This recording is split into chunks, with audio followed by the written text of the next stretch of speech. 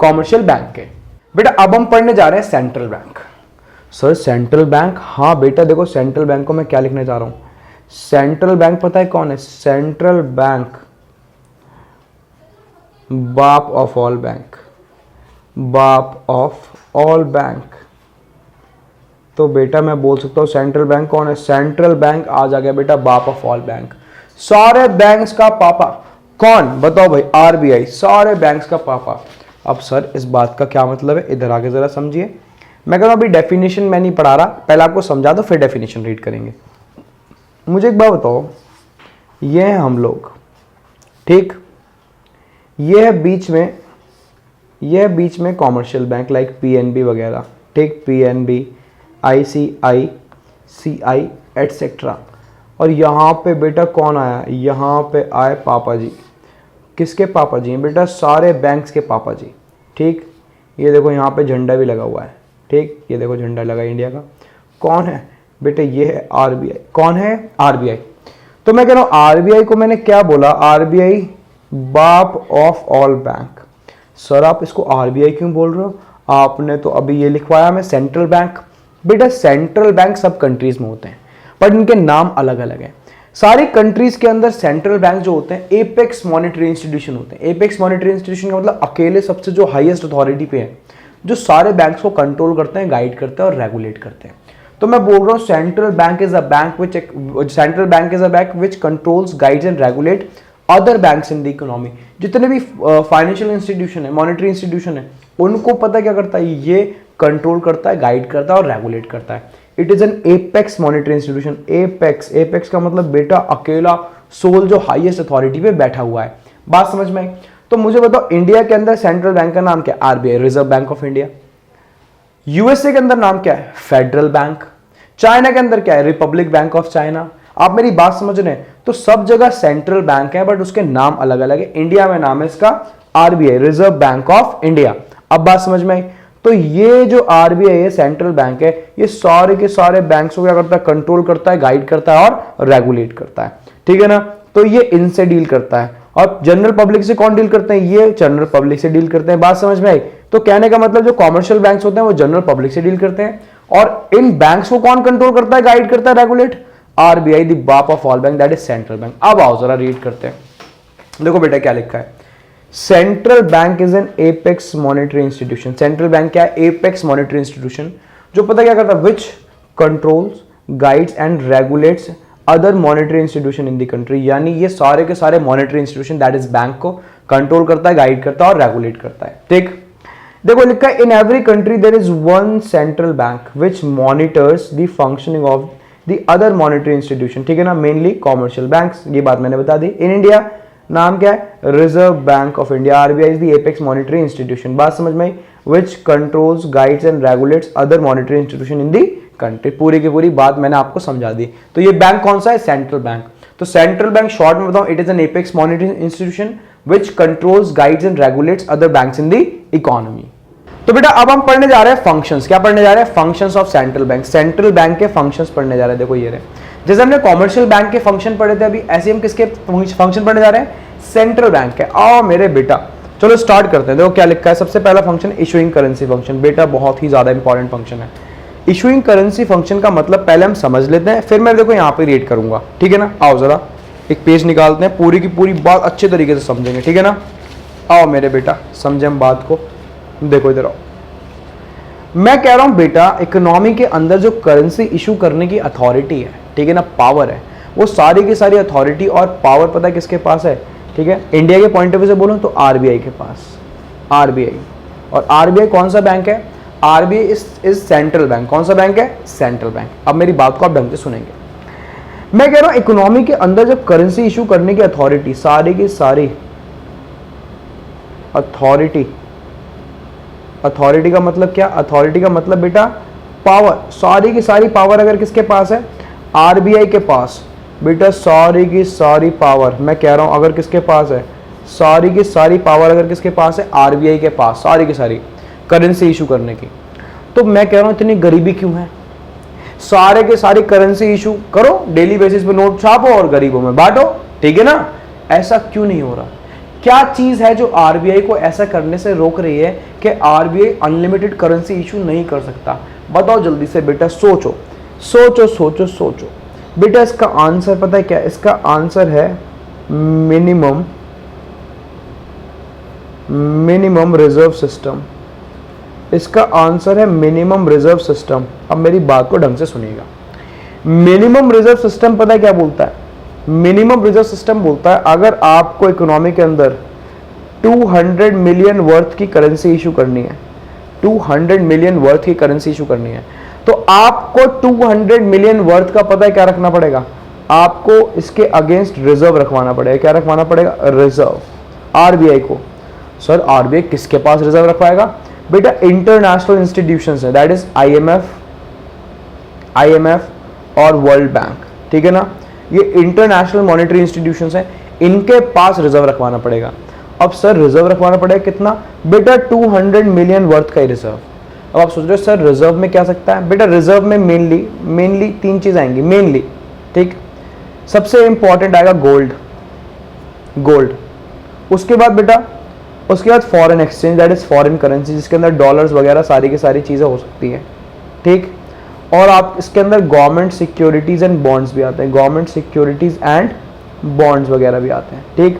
तो मैं कह रहा हूं अगर आपको 200 मिलियन वर्थ की करेंसी इशू करनी है बेटा, 200 मिलियन वर्थ की, तो आपको इन तीनों को मिला के 200 मिलियन वर्थ का रिजर्व रखवाना पड़ेगा। किसके पास? आरबीआई के पास। अब बात समझ में आ रही? आरबीआई के पास। तो 200 मिलियन वर्थ का रिजर्व रखवाना पड़ेगा। सबसे इंपॉर्टेंट बात, out of which 115 million must be of gold. बेटा 115 पता है कि मिलियन सिर्फ क्या होना चाहिए? गोल्ड का रिजर्व होना चाहिए। Out of which 115 million must be of gold. ये क्या होना चाहिए? सिर्फ ये गोल्ड होना चाहिए। ये बात आप प्लीज ध्यान रखिए।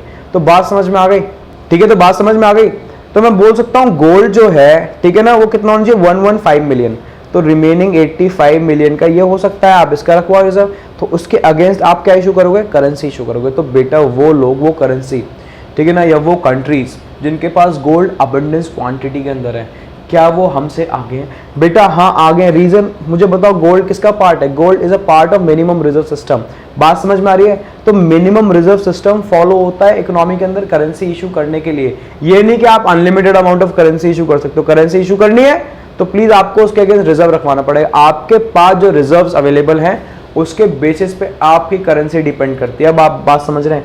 तो यानी आरबीआई के पास अथॉरिटी तो करेंसी इशू करने की है, बट आरबीआई क्या फॉलो कर रहा है? RBI is following minimum reserve system, therefore restrictions हैं। मैंने एक रेशो बता दिया, यही रेशो फॉलो होता है। अगर 200 मिलियन वर्थ की करेंसी इशू करनी है तो आपको 200 मिलियन वर्थ का रिजर्व रखवाना पड़ेगा, out of which 115 million must be of gold, जिसमें 115 क्या होना चाहिए? सिर्फ गोल्ड होना चाहिए। इतनी बात समझ में आई आपको, ठीक।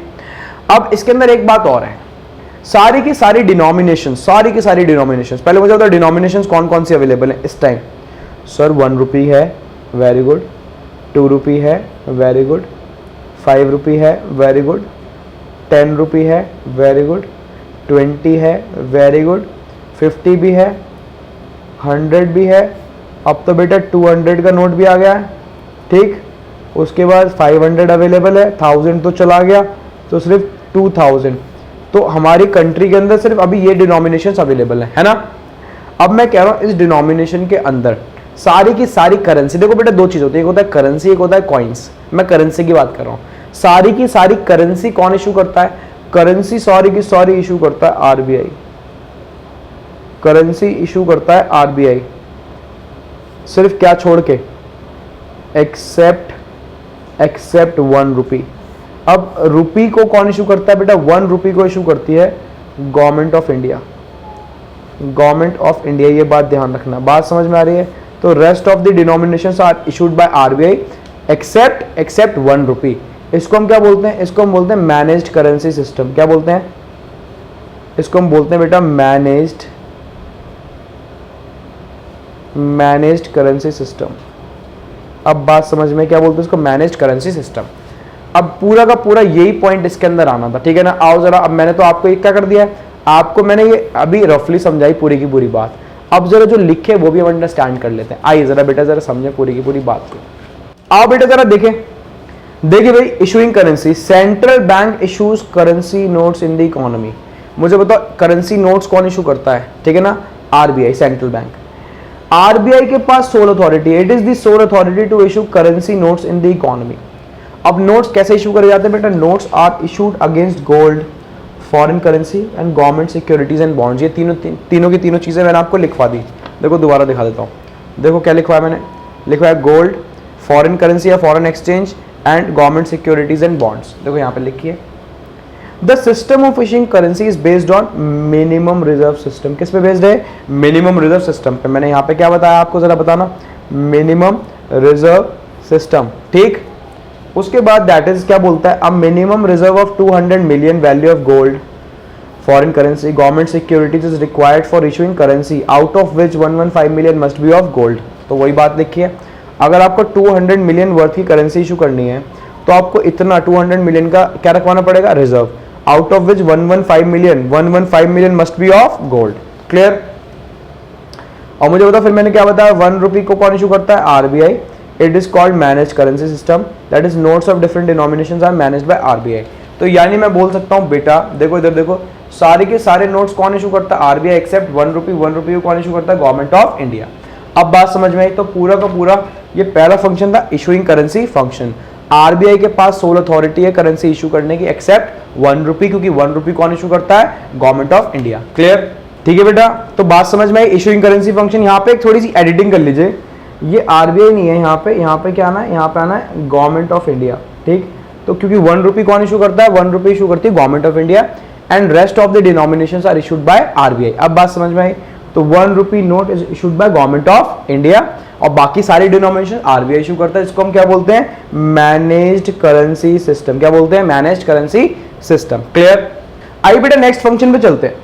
अब सेंट्रल बैंक का नेक्स्ट फंक्शन मुझे बताओ क्या है बेटा, नेक्स्ट फंक्शन है बैंकर्स टू द गवर्नमेंट। क्या, बैंकर्स टू द गवर्नमेंट। अब बैंकर्स टू द गवर्नमेंट का मतलब क्या है, पता है क्या, जो आरबीआई है, सेंट्रल बैंक है, वो गवर्नमेंट के लिए एज अ बैंकर एक्ट करती है। अच्छा, हम लोगों के लिए एज अ बैंकर कौन है, ये कॉमर्शियल बैंक्स।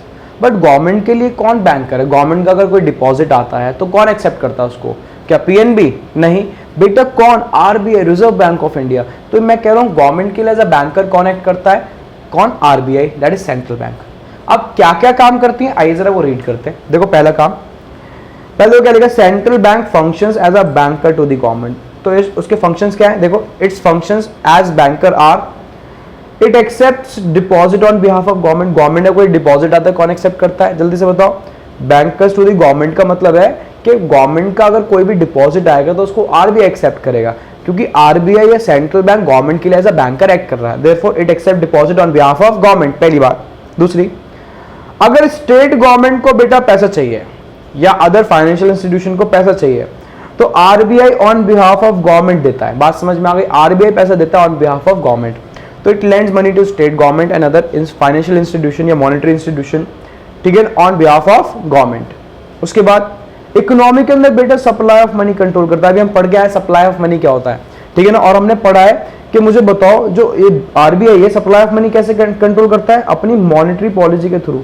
क्या मैंने आपको आरबीआई की मॉनेटरी पॉलिसी पढ़ाई हुई है, इनकम डिटर्मिनेशन मल्टीप्लायर चैप्टर के अंदर, है ना। तो बेटा मॉनेटरी पॉलिसी के थ्रू, ये बात आप ध्यान रखिएगा, जिसके अंदर आपने bank rate, repo rate, reverse repo rate, CRR, SLR, open market operation, सारे के सारे फीचर्स पढ़े थे या फैक्टर्स पढ़े थे। तो ये सारे के सारा सप्लाई ऑफ मनी कंट्रोल करती है। तो मैं बोल सकता हूँ आरबीआई इकोनॉमी के अंदर सप्लाई ऑफ मनी कंट्रोल करती है इन मेजर्स के थ्रू, ठीक है ना, on behalf of government, government के बिहाफ पे, ठीक। और पता है क्या बेटा, ये जो आरबीआई सेंट्रल बैंक है, ये as a banker's advisory regulator भी एक्ट करती है।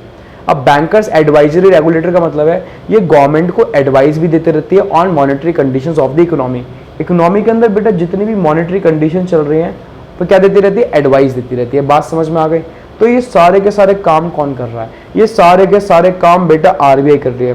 सर आप कह रहे हैं एक पॉइंट और लिखना है, आओ बेटा एक पॉइंट और लिख लेते हैं, ठीक है ना। मैं बोल रहा हूँ आरबीआई ना, लिखता हूँ आरबीआई इश्यूज टी बिल्स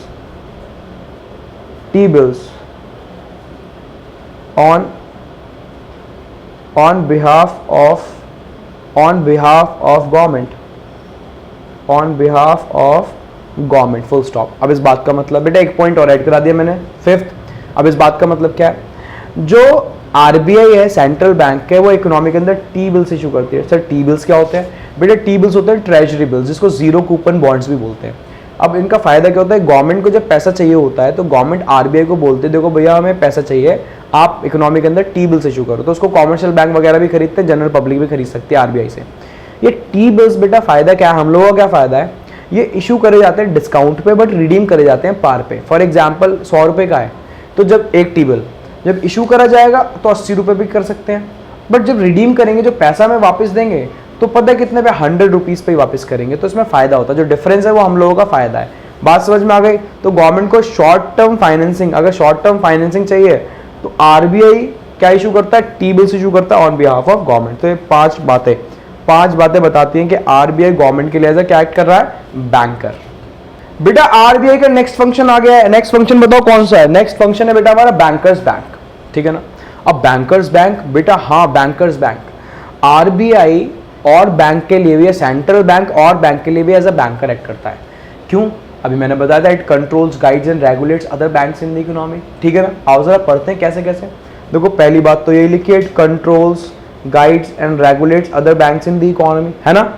उसके बाद it lends money to commercial bank, commercial bank को बेटा पैसा उधार पे भी देता है, ठीक है ना, इन्वेस्टमेंट पर्पसेस के लिए, ठीक है। और क्या करता है? उनका CRR, cash reserve ratio, commercial bank का अपने पास रखता है सेफली और उसको इन्वेस्ट भी करता है, ठीक।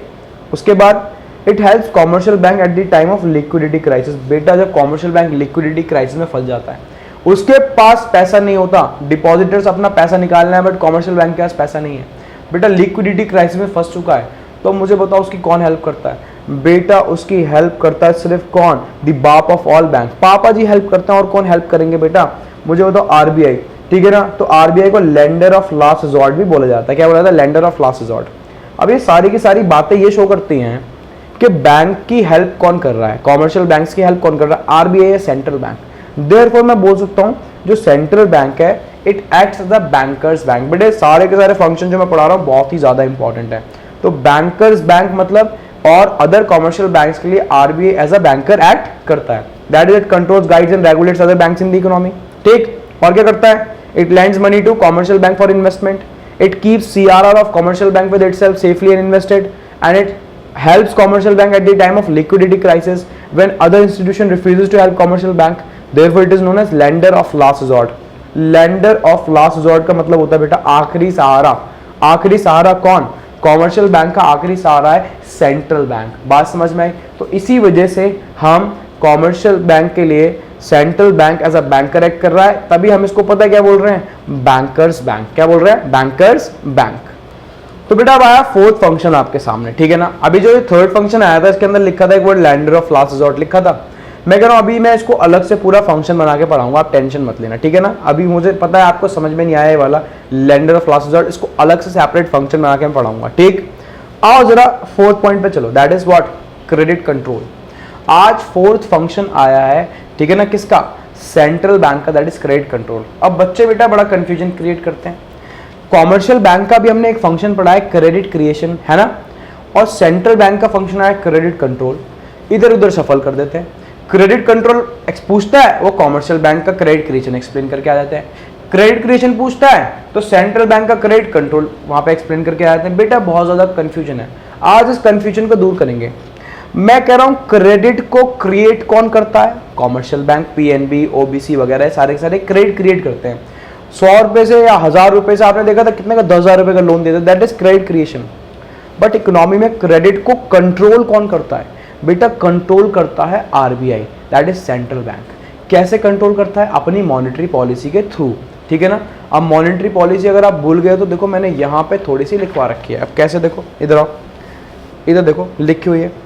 मुझे बताओ बैंक रेट कौन सा रेट था at which central bank lends money to commercial bank?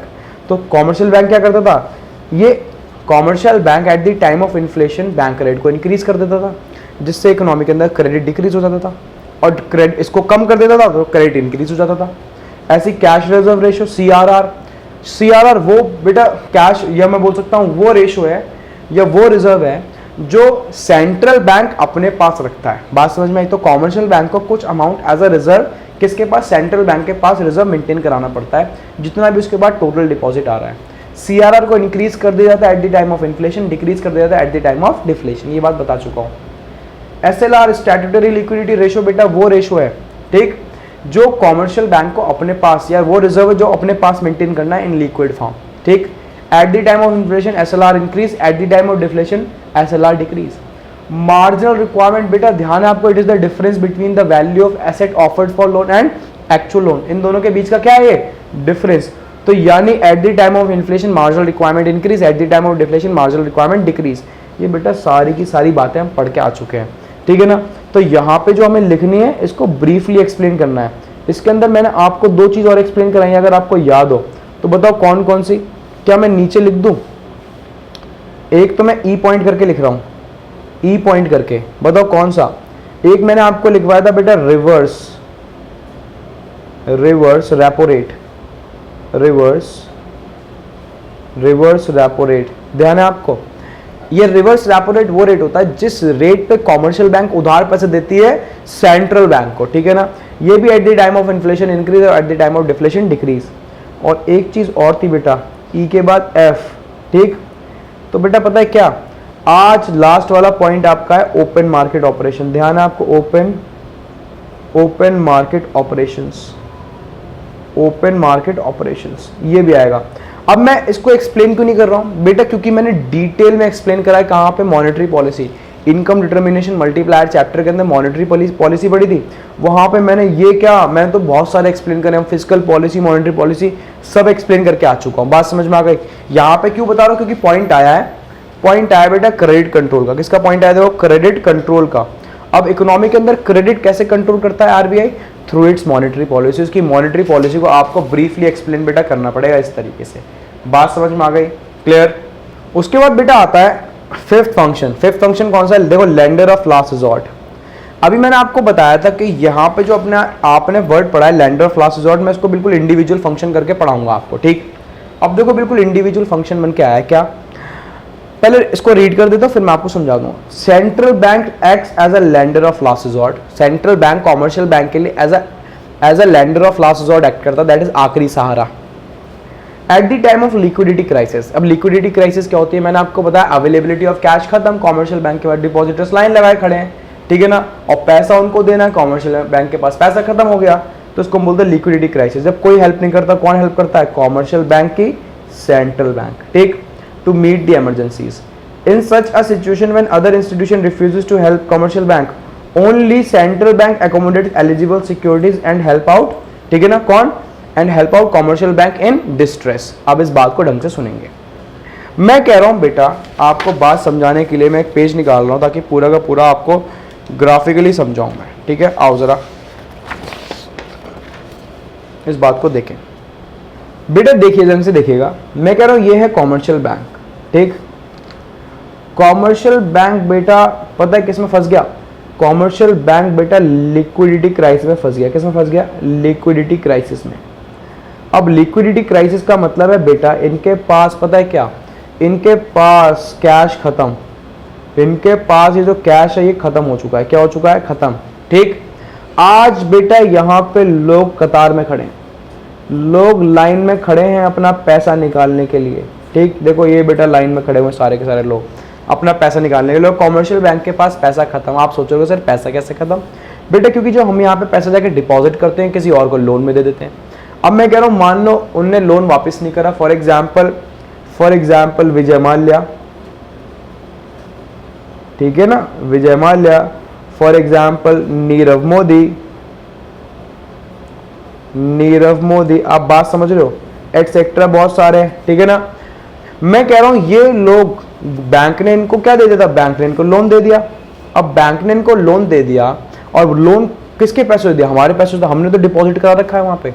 अब मैं कह रहा हूं ये लोग पैसा लेके भाग गए, 10,000 करोड़ 20,000 करोड़ लेके भाग गए, बैंक आ गया बेटा घाटे में। आज हम लोग अपना पैसा निकालने के लिए गए, बैंक के पास पैसा नहीं, बैंक फंस गया लिक्विडिटी क्राइसिस में। अब बताओ क्या करे, बैंक के आंखों से आंसू, बैंक बेटा इतनी तेज रो रहा है, क्या बताऊं, देखो ये है बैंक और रोए जा रहा है बैंक, ठीक है ना, बैंक बहुत ज्यादा तेज रो रहा है।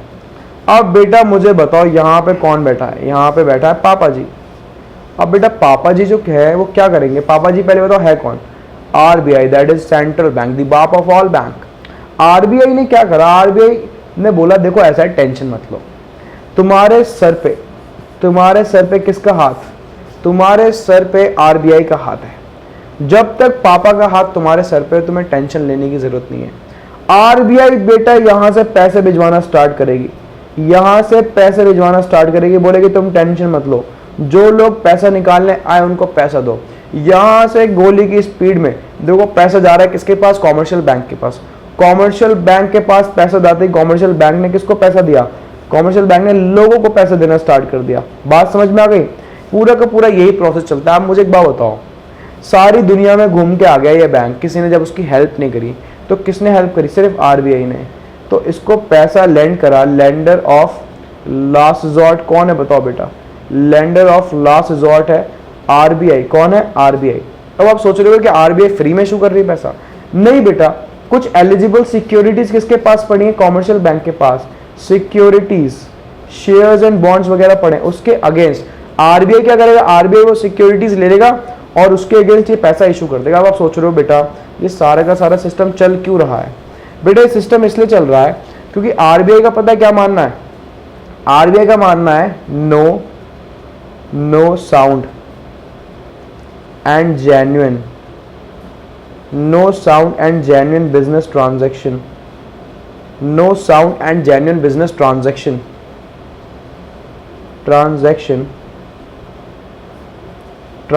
should be restricted, should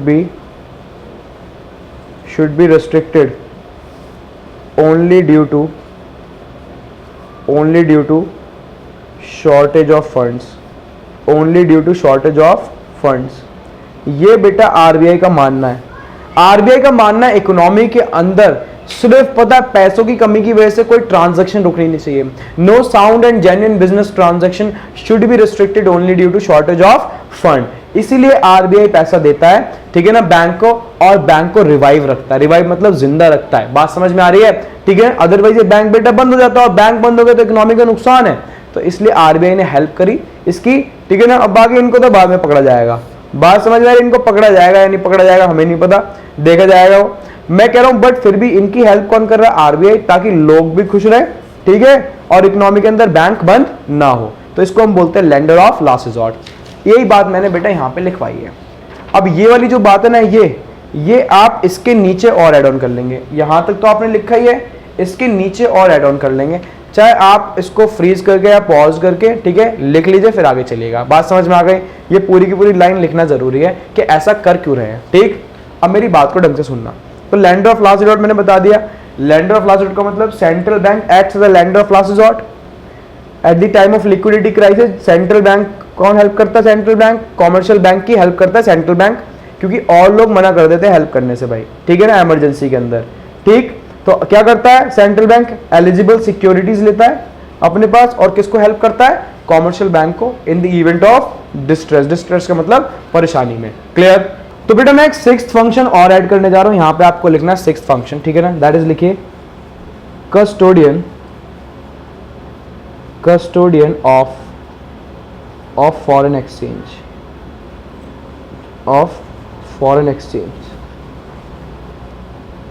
custodian of foreign exchange.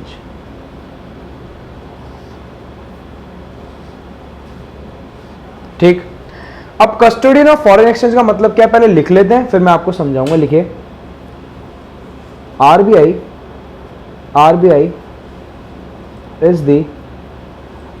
Is the sole custodian, RBI is the sole custodian of foreign exchange. RBI is the sole custodian of foreign exchange reserve in the economy,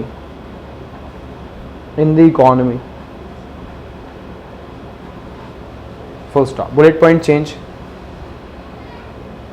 RBI maintains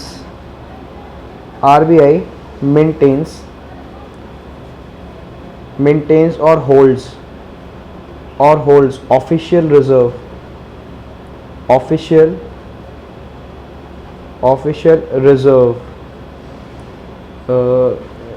official reserve of foreign exchange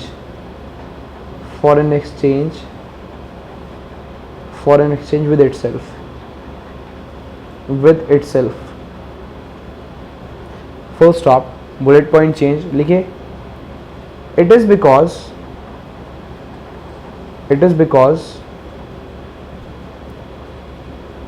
because monetary matters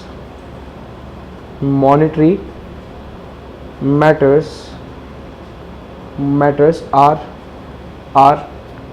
addressed in more effective manner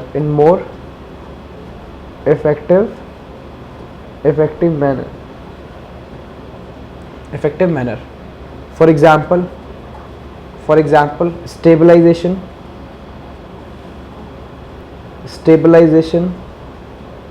of foreign exchange rate FER, foreign exchange rate, comma, imports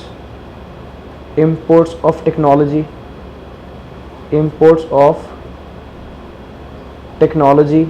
etc. full stop. ठीक. आइए बेटा जरा मैंने एक function और add on करा दिया. Function क्या है? फंक्शन है कस्टोडियन ऑफ फॉरेन एक्सचेंज. अब मेरी बात को आप ढंग से सुनिएगा. कस्टोडियन ऑफ फॉरेन एक्सचेंज का मतलब क्या होता है?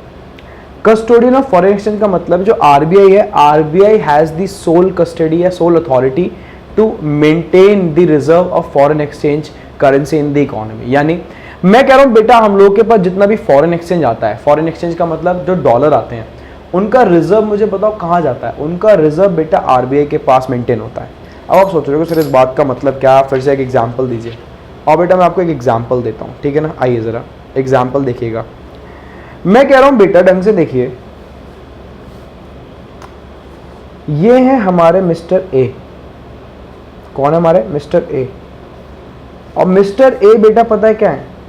मिस्टर ए हमारे बहुत बड़े एक्सपोर्टर हैं. क्या है? एक्सपोर्टर.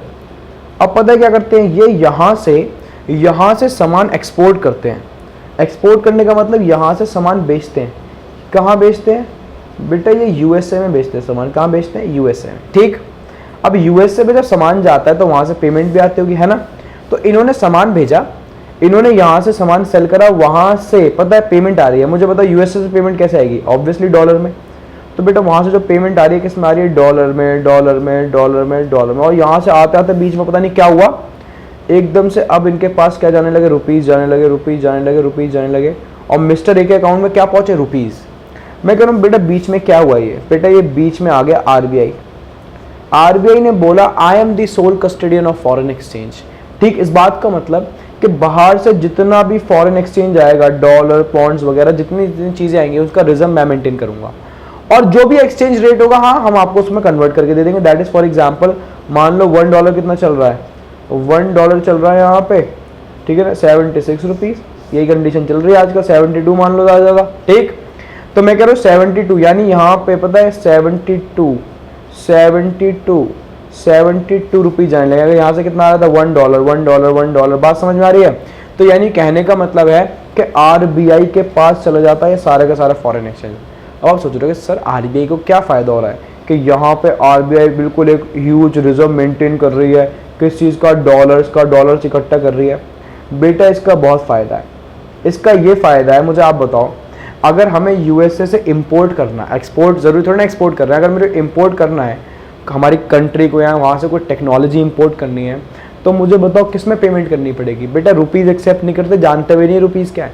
वो डॉलर मांगेंगे हमसे, और जब तक हमारे पास डॉलर नहीं होगा तो हम पेमेंट कैसे करेंगे? तो यानी पेमेंट किसके थ्रू होगी?